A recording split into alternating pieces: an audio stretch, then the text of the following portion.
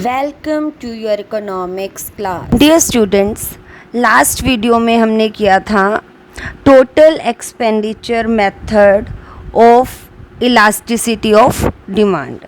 आज हम इनकी न्यूमेरिकल प्रैक्टिस करेंगे। एक बार मैं आपको फिर से रिवाइज कराती हूँ। टोटल एक्सपेंडिचर मेथड से आप इलास्टिसिटी को कैसे मेज़र कर सकते हो। आप सिंपल सी ट्रिक है, इतना याद रखो। If there is no change in total expenditure, price चाहे इंक्रीज हो रहा है या डिक्रीज हो रहा है, लेकिन डिमांड में इतना चेंज हुआ कि टोटल एक्सपेंडिचर में कोई भी परिवर्तन नहीं हुआ, तो आपकी इलास्टिसिटी ऑफ डिमांड होगी 1। इसे आप यूनिटरी भी कहते हो, यूनिटरी भी कह सकते हो। लेकिन अगर प्राइस में तो इंक्रीज हो रहा है जबकि टोटल एक्सपेंडिचर डिक्रीज हो रहा है, मतलब जो चेंजेस है, जो रिलेशन है प्राइस का और टोटल एक्सपेंडिचर का, वो अपोजिट रिलेशन में जा रहा है, तो ये एक दूसरे से दूर जा रहे हैं ना। आप ये भी ध्यान रख सकते हो। एक ऊपर की तरफ मूव कर रहा है, एक ऊपर की तरफ मूव कर रहा है और एक नीचे की तरफ मूव कर रहा है, तो इनका डिस्टेंस बढ़ेगा ना, ज़्यादा होगा। तो इनका अगर डिस्टेंस ज़्यादा है तो elasticity of demand is greater than 1। आप ऐसे भी याद रख सकते।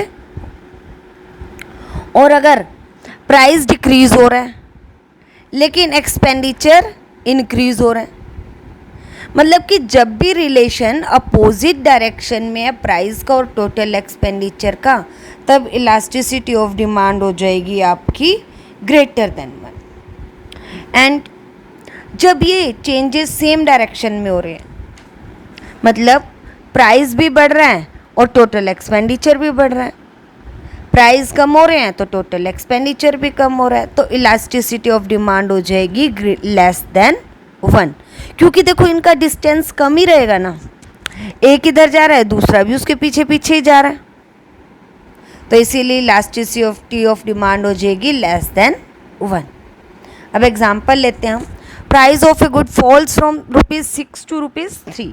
किसी वस्तु की कीमत 6 रुपये से कम होकर 3 रुपये होगी, तो सबसे पहले आप टेबल ही बना लेंगे ऐसे ही। प्राइस 6 रुपये से डिक्रीज हो गया, कितने रुपीज़ हो गया, 3 रुपीज़।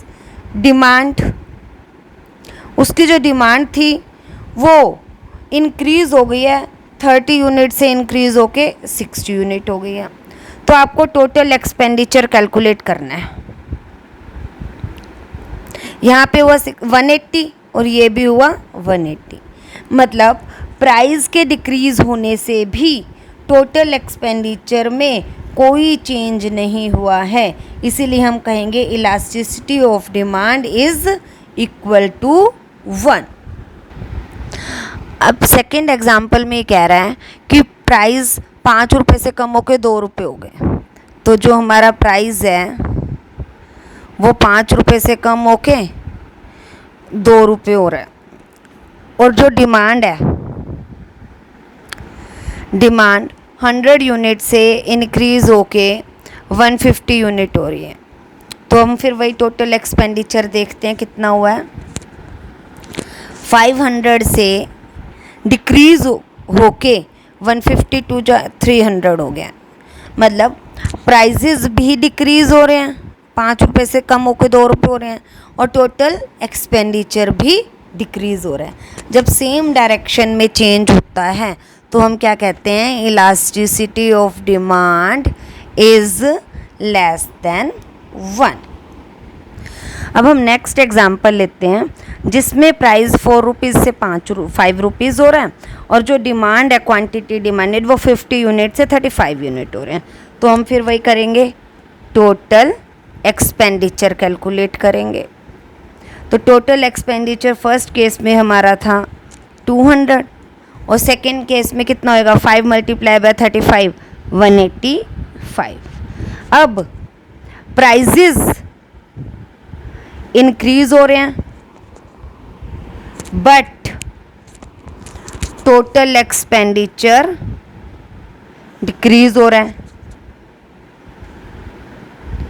टोटल एक्सपेंडिचर क्या हो रहा है, डिक्रीज हो रहा है। तो इसीलिए जब अब अपोजिट डायरेक्शन में चेंजेस हो रहे हैं तो हम कहेंगे elasticity of demand is greater than 1।